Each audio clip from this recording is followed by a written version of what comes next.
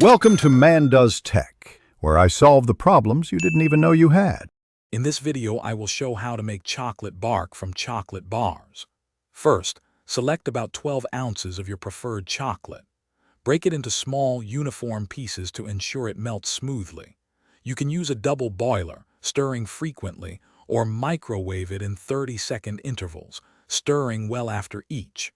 Be careful not to overheat the chocolate, as this can cause it to seize and become unusable.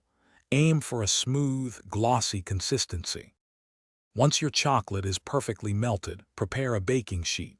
Line it with parchment paper or a silicone mat to prevent sticking. Carefully pour the warm, melted chocolate onto the center of the prepared sheet. Use an offset spatula or the back of a spoon to gently spread the chocolate. Aim for an even layer, about 1/4 of an inch thick, covering most of the sheet. This creates the perfect base for your delicious bark. Now for the fun part, adding your toppings. While the chocolate is still wet, generously sprinkle your chosen ingredients over the surface. Think crushed nuts, dried fruit sprinkles, or even a drizzle of contrasting chocolate.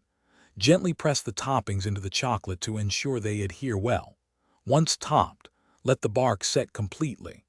This can take a few hours at room temperature, or you can speed it up in the refrigerator for about 30 minutes. After your chocolate bark has fully set, it's time to break it into beautiful, irregular pieces. Simply snap it with your hands, or use a sharp knife to create unique shapes. This rustic look is part of its charm. Store your finished chocolate bark in an airtight container at a cool room temperature to maintain its freshness and prevent melting. It makes a wonderful gift or a delightful treat for yourself.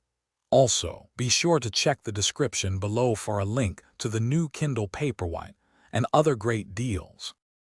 Thanks for watching. If you found this helpful, don't forget to like and subscribe.